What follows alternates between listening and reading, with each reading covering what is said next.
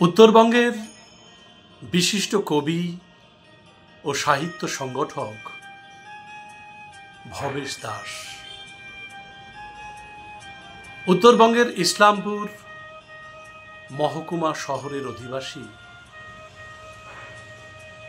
এই ভবেশ দাস ইতিমধ্যেই তার অনেকগুলো গ্রন্থ প্রকাশ করেছেন।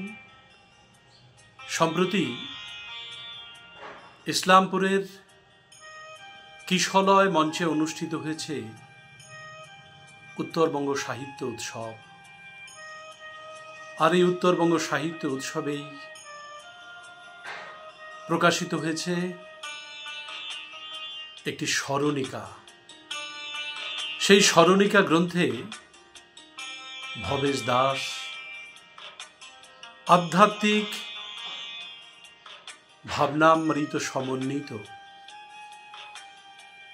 একটি কবিতা লিখেছেন, যে কবিতা আমাদের মূল্যবোধকে জাগরিত করে। কল্পতরু। জীবনযাত্রার শুরুতে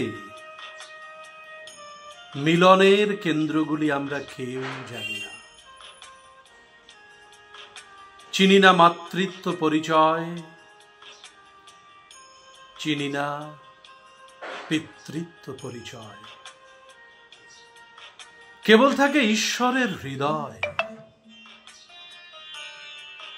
হৃদয়ের সাথে হৃদয়ের মেলবন্ধন ঘটায়, আশা দেয়, ভালোবাসা দেয়। হে রামকৃষ্ণ, হে ঈশ্বর, তোমার ভালোবাসার টানে কল্পতরুর মাধ্যমে প্রাণী জগতে অসহায় মানুষ যত পাও, সুস্থ করে সবল করে দাও।